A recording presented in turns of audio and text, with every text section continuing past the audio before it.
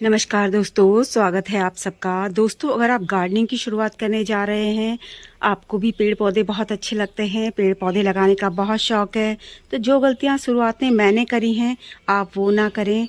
मैं आपको बताऊंगी कि आपको कौन से पौधे लाने हैं शुरुआत में और कौन से पौधे नहीं लाने हैं। अगर आपने भी गार्डनिंग करने का मन बना लिया है तो मैंने जिनसे शुरुआत करी थी ना, वही पौधे मैं आपके साथ शेयर करूंगी।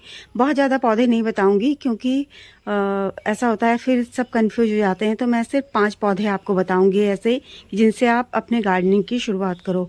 ऐसे रफ टफ पौधे, ऐसे लो मेंटेनेंस और सालों साल चलने वाले पौधे जो आपके गार्डन से कभी नहीं जाएंगे, बल्कि ऐसा होगा कि आप उनसे खुद हजारों पौधे तैयार कर सकते हो, सबको दे सकते हो, अपने गार्डन में ऐसे सुंदर सजा सकते हो। तो सबसे पहला पौधा मेरा जो मैंने लिया था वो एरिका पाम लिया था। उस समय मुझे पता नहीं था, तो मतलब मुझे ये नहीं पता था कि छोटा पौधा लूँगी तो मुझे थोड़ा सस्ता पड़ेगा, तो मैंने 100 रुपये का पौधा लिया था उस समय। तो देखो आज मैंने इससे ये पौधे भी तैयार कर लिए हैं और बहुत ज़्यादा बड़ा पौधा नहीं था वो।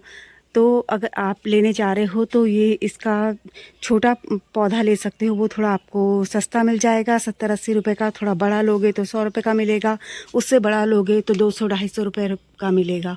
तो ये ना अपने बेबी प्लांट से होता है। देखो इसमें इस तरीके से बनते हैं, लेकिन इसके बेबी प्लांट्स को आप ऐसे नहीं निकाल सकते। इसके बेबी प्लांट्स को निकालने के लिए आपको इसे पूरा पॉट से बाहर निकालना पड़ेगा। ये इसके बेबी प्लांट्स बन रहे हैं, ये देखो। मैं चाहूँ तो इसे निकाल के 1 2 3 इस तरीके से इसके 3 बना सकती हूँ। अब इसमें डॉफ वैरायटी भी आने लग गई है, तो आप चाहो तो उसे भी ला सकते हो। तो ये देखो बहुत ही सुंदर और बेस्ट एयर प्योरीफायर प्लांट्स भी होता है। जो इसकी पत्तियाँ सूखती जाती हैं ना, आप उन्हें हटाते जाओ। हमारे यहाँ लगातार बारिश हो रही है उत्तराखंड में, और अभी भी 4-5 दिन तक बारिश बताई हुई है, और लाइट भी नहीं आ रही है कल रात से ही। तो देखो कितना सुंदर पौधा है ये। तो आप इसे इंडोर भी रख सकते हो दोस्तों। इंडोर का मतलब ये नहीं होता कि आप किसी अंधेरी जगह में रख दो, अपने घर की ऐसी जगह में रखना जहाँ इसे उचित प्रकाश मिले। हमारे घर के जो मेन गेट है ना, दोनों साइड में मैंने एरिका पाम लगाया हुआ है। तो अभी तो बरसात है तो ये काफ़ी अच्छे हो रहे हैं। जब गर्मी थी ना तो इनको, ये बहुत बड़े बड़े पॉट हैं तो इन्हें रखने के लिए ऐसी जगह नहीं है मेरे पास कि इन बड़े बड़े पॉट को खिसका कर मैं दूसरी जगह रख सकूं। अगर इन्हें सेमी शेड में रखेंगे तो ये और ज़्यादा अच्छे होंगे। जैसे जब मतलब बहुत ज़्यादा भयंकर गर्मी पड़ती है, उस समय इनके पत्ते काफ़ी जल गए थे, लेकिन अब बरसात में काफ़ी अच्छे और काफ़ी हरे भरे हो गए हैं। और दोनों मैंने बड़े बड़े पॉट में लगाए हुए हैं, और आप देख भी सकते हो कि पौधे कितने पुराने हैं। ये देखो इनके यहाँ पे तने से आपको पता चल रहा होगा कि पौधे काफ़ी पुराने हैं। और ये मैंने सिर्फ गोबर की खाद और मिट्टी में ही लगाए हुए हैं। और जैसे अभी तो खैर बरसात हो रही है तो ऐसे कोई ज़रूरत नहीं है। आप चाहो तो vermicompost, kitchen waste compost किसी में भी लगा सकते हो। बहुत हार्डी पौधा होता है दोस्तों ये। अगर आपने छोटे एरिका पाम लिए हैं तो आप उनको छोटा पॉट देना, एकदम से बड़ा पॉट मत देना, वरना पौधा क्या होता है अपनी जड़ें फैलाने में लग जाता है और अपनी पत्तियों की ग्रोथ नहीं करता। तो जितना बड़ा पौधा होगा ना उतना ही बड़ा पॉट लेना आप। दोस्तों अगला रफ टफ पौधा है मेरा। कितना भी सूखा हो, कितने भी सूखे को बर्दाश्त करने वाला पौधा है ये स्नेक प्लांट, जिसके साइड में पीली धारियां हैं। तो इसको ना मतलब आप काफ़ी दिन तक पानी भी नहीं डालोगे तो ये पौधा अच्छे से सर्वाइव कर जाता है। बस इसकी पत्तियों में, मतलब इसकी पत्तियों की जो ताजगी है वो थोड़ा खो जाती है, लेकिन बहुत कम पानी में भी ये चल जाता है।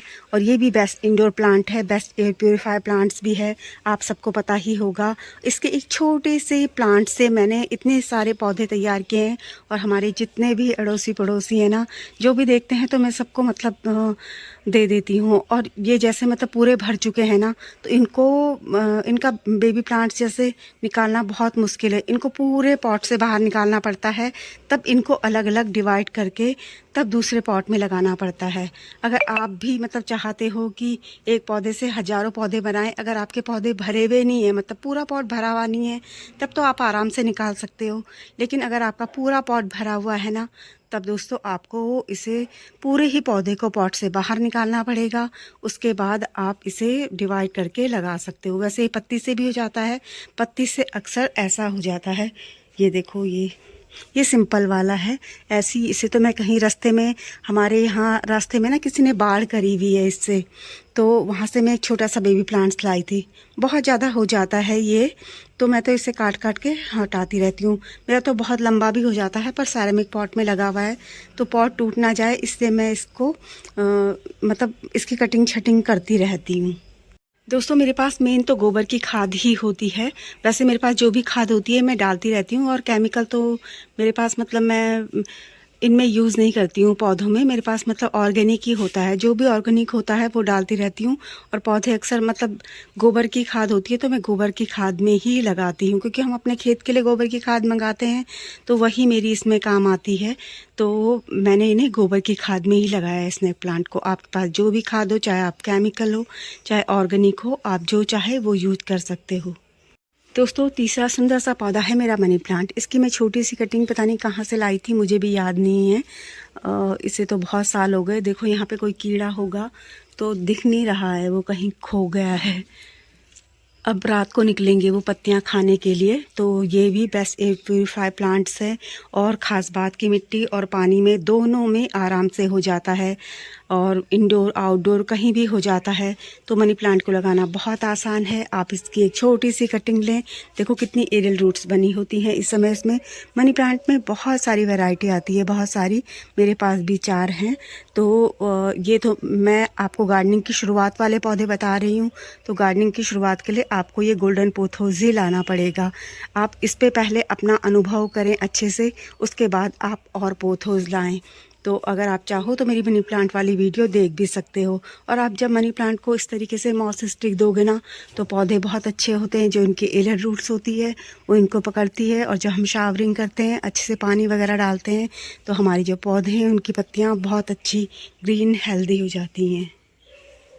मैंने अपने घर के दोनों साइड में मनी प्लांट लगाए हुए हैं, जैसे एरिका पाम लगाए हुए हैं।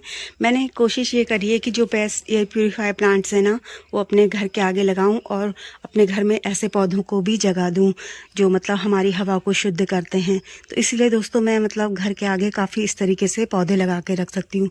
और पीछे और दूसरी वजह ये भी है कि यहाँ पर ना सर्दियों में बिल्कुल भी धूप नहीं आती है, और जो फूल वाले पौधे होते हैं वो मेरे पीछे होते हैं।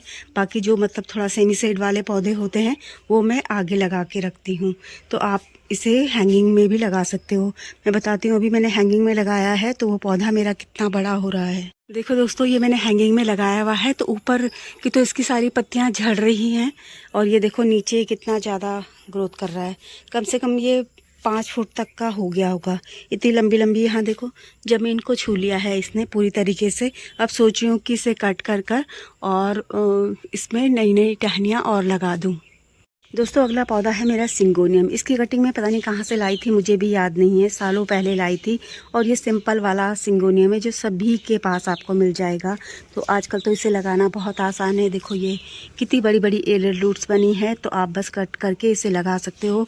ये डिवाइड करके भी हो जाता है, कटिंग से भी हो जाता है, इंडोर और आउटडोर दोनों हो जाता है, मिट्टी में भी हो जाता है, पानी में भी हो जाता है। किसी भी तरह की खाद आपके पास हो, जो भी खाद आप उस खाद में लगा सकते हो। और सिंगोनियम में बहुत सारी वैरायटी आती है, लेकिन सबसे रफ टफ सबसे हार्डी यही वाली होती है, जो ये होती है ना इस तरीके से। ये आपको हर जगह मिल जाएगी, आप कहीं से भी कटिंग ला सकते हो, किसी के पास भी हो, छोटी सी कटिंग लाओ आप और बस लगा दो।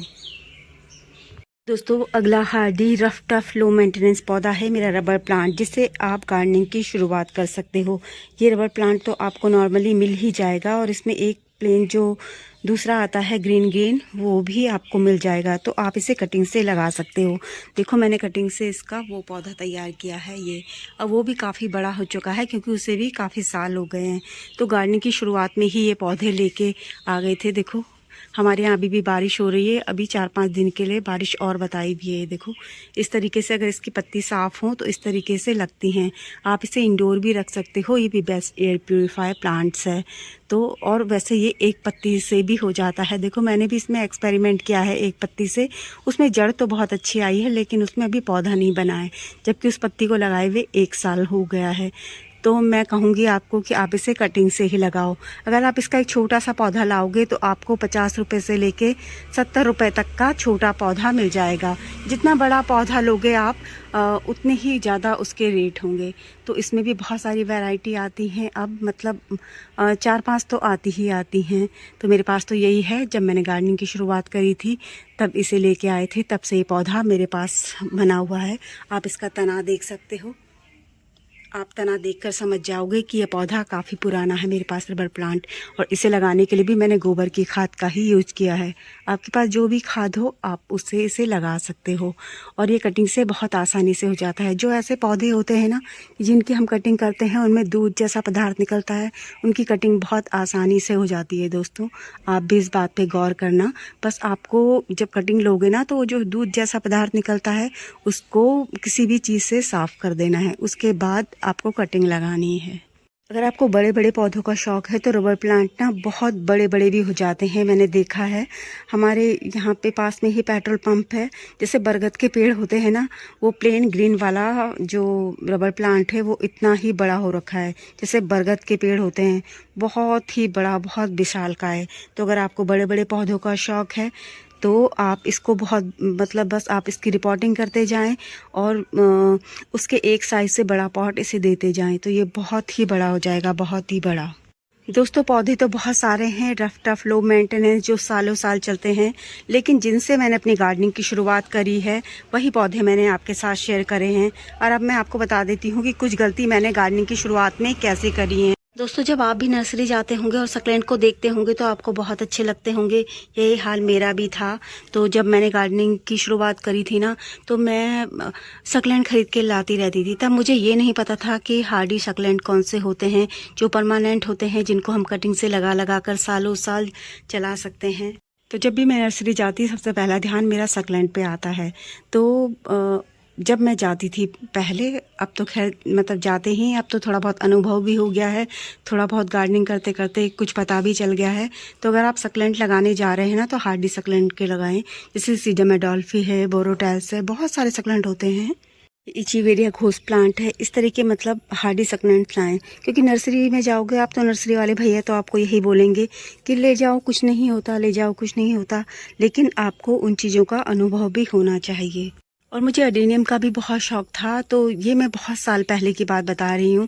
तो मैं अडेनियम भी लाई थी, तो नर्सरी वाले ने मुझे बेवकूफ़ बनाकर देखो एक छोटा सा अडेनियम 350 रुपये का दिया, वो भी ये बोल के कि ये ग्राफ्टेड है। तब मुझे ग्राफ्टिंग के बारे में इतना ज़्यादा नॉलेज भी नहीं था। और मैंने क्या किया कि मतलब मुझे अडेनियम के बारे में इतना ज़्यादा पता तो था नहीं, तो मैंने इसको वो भी सर्दियों की बात है, मैंने इसको अपने पोर्च में रख दिया जहाँ इसे बिल्कुल भी धूप नहीं मिली अडेनियम को। ये वो वाला नहीं है, वो तो खैर कब का ख़राब हो चुका है। उसकी जो मैंने कटिंग्स लगाई थी उसके पौधे मेरे पास बचे हुए हैं। वो तो मैंने थोड़ी समझदारी करी तो कटिंग लगा दी, तो मेरे कुछ पौधे बच गए और अभी भी हैं, काफ़ी हेल्दी हैं। तो आप भी ऐसी गलती ना करें, मतलब महंगे महंगे पौधे ना लाएं।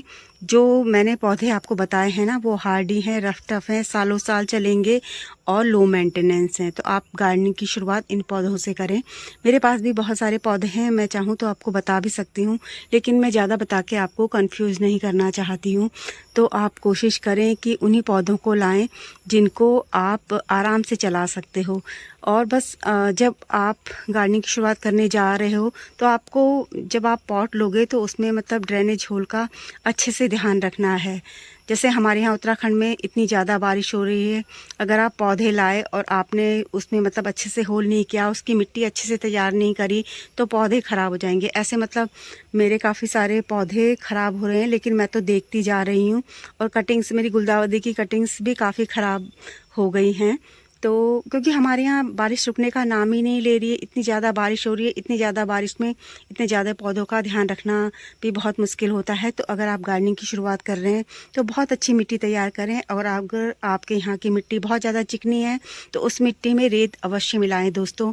और जब आप पौधा लगाएं तो पहले नीचे एक लेयर मिट्टी के टुकड़ों की, ईंट के टुकड़ों की और मोटी बजरी आती है उसकी, या फिर कोई आपके यहाँ मिट्टी का गमला टूट गया हो उसकी डालें। फिर उसके बाद उसमें मिट्टी डालें, उसके बाद उसमें पौधा लगाएं।